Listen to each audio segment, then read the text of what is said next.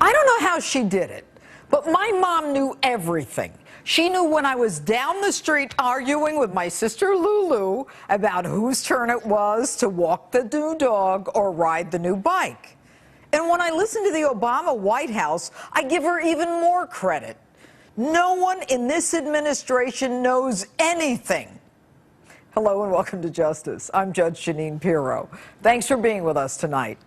Now, the president didn't know that the inspector general was investigating his IRS for targeting political enemies. The president didn't know anything about his Justice Department seizure of Associated Press phone records. The Attorney General didn't know anything about his department's subpoena of AP records. But then again, Holder's the one who didn't know anything about Fast and Furious either. And of course, Hillary didn't know anything about the request for help in Benghazi. And Joe Biden, well, he just doesn't know anything about anything. So who's running the joint? I'm convinced my mom could do a better job. This week on full display, the White House reeling after revelations that the IRS targeted political enemies and the Justice Department engaged in the wholesale seizing of press phone records. So what to do? We are out there trying to hunt down the folks who carried this out, and we're trying to make sure that we fix the system so that it doesn't happen again. Weren't you going to do that with Benghazi? Not only did you not get the facts there, the truth is that you lied about the facts, didn't you?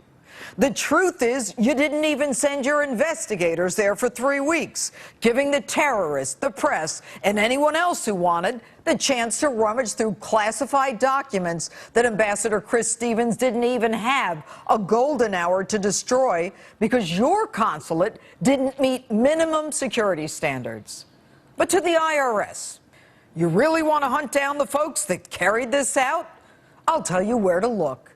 You start with the IRS agents at the Cincinnati office, the guys you first tried to put all the blame on. Then you put them in the grand jury, and you ask them under oath which supervisors directed them to withhold tax-exempt status and investigate anyone who might criticize your administration. Now, you feds know how to do that.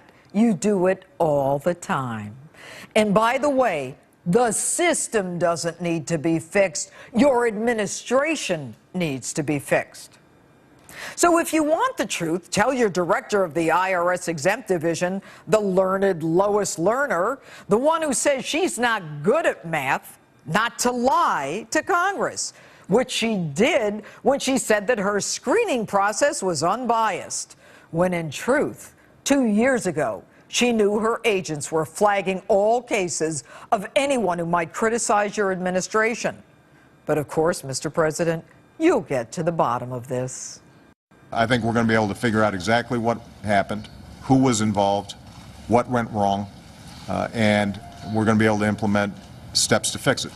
And we began that process yesterday by asking and accepting the resignation of the acting director there.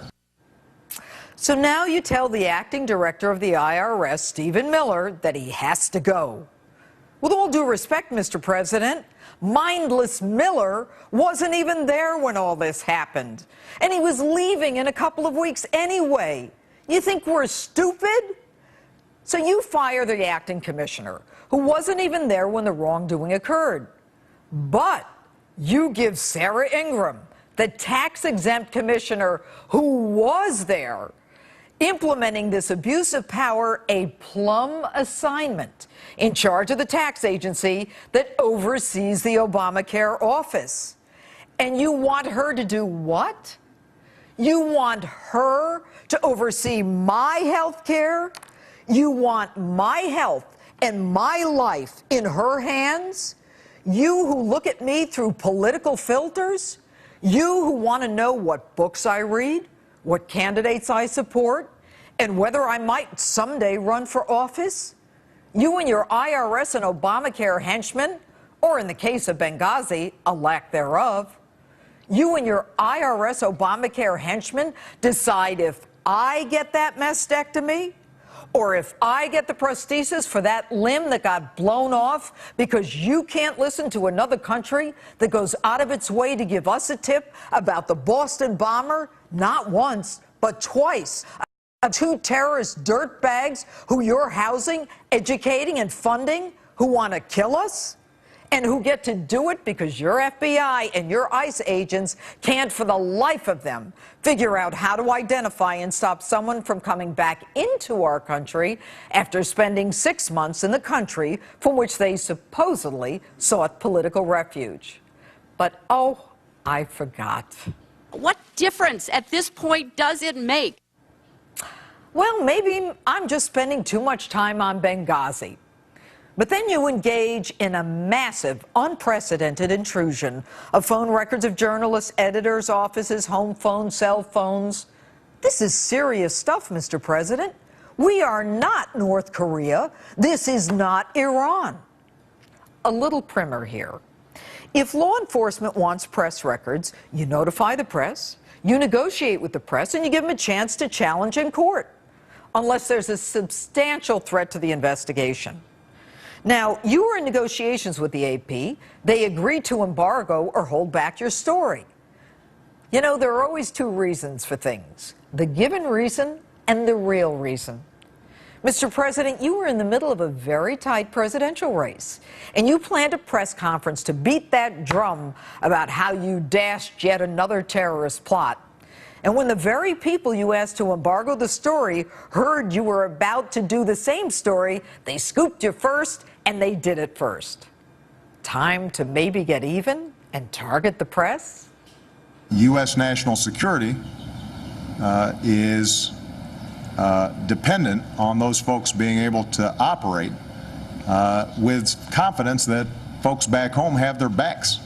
So they're not just left out there high and dry. And I don't think the American people would expect me as Commander-in-Chief not to be concerned about information that might compromise their missions or might get them killed. Gee, too bad you didn't use that same reasoning in Benghazi when you had a chance but still left American soldiers high and dry. How can you say that you didn't notify anyone because it was a threat to national security when you were about to disclose the very same information? Might you have done it in a more self-serving way? And now your AG, in over his head holder, is the one who personally has to sign off on this kind of subpoena. But he says he knows nothing about it because he recused himself. Really? Where's the recusal letter? Where's the recusal memo? Where's the phone call? Okay, so we know you've already lied about that one stylistic change on Benghazi. And by the way, it was nice of you to do an email dump on a Friday afternoon in the midst of two other burgeoning scandals. And I've read those emails. Why were they classified in the first place? There's nothing confidential in them. Unless, of course, confidential to you means it makes you look bad. And even Petraeus, who may be a philanderer, was honest enough to say, frankly, I just assume not use this. Translation, not lie. Interesting how word of his affair comes to light right after that. Sounds like a classic Obama-Chicago squeeze plan. Excuse my pun. But maybe I'm spending too much time on Benghazi. According to righteous Harry Reid, the president was right to call Benghazi a sideshow. They're hyperventilating about Benghazi. President Obama was absolutely right to call this a sideshow. This is about smear politics and nothing else. Hyperventilating? I'll tell you what, Mr. Reid, and no due respect intended here. There were only two people hyperventilating in Benghazi. They're the ones painted by al-Qaeda-linked lasers. Two men on a roof who disobeyed your order to stand down, waited hours for help that never came because you wouldn't give the cross-border authority order, and instead you fired up Air Force One for your Las Vegas fundraiser and went to bed. So don't give me your holier-than-thou rhetoric and your arrogant, condescending hogwash that you're going to get rid of all the wrongdoers or throw us a few crumbs like grainy pictures of terrorists 8 months after the Benghazi attack, or give me, I'm going to fix it, riff. And do us all a favor, explain a few things. Why is it that you apologize to Muslims and you lie to Americans? Why is it that you use the IRS to silence political dissent and the DOJ to threaten the press? Why is it that you mobilize the IRS to go after political enemies, but you can't mobilize troops to save American lives in Benghazi? Greg Hicks said it best. The man who fought to get help for Americans, who put his own life on the line in Benghazi, the one that you demoted to a desk job. I was stunned. My jaw dropped, and I was embarrassed. You can't continue to embarrass us anymore. The American people want the truth. The American people can handle the truth. And we don't need your Jack Nicholson moment. You want answers? I think I'm entitled. You want answers? I want the truth! You can't handle the truth! We have the right to know it. We have the right to expect it. In fact, we have the right to demand it. I'm still convinced my mom could do a better job.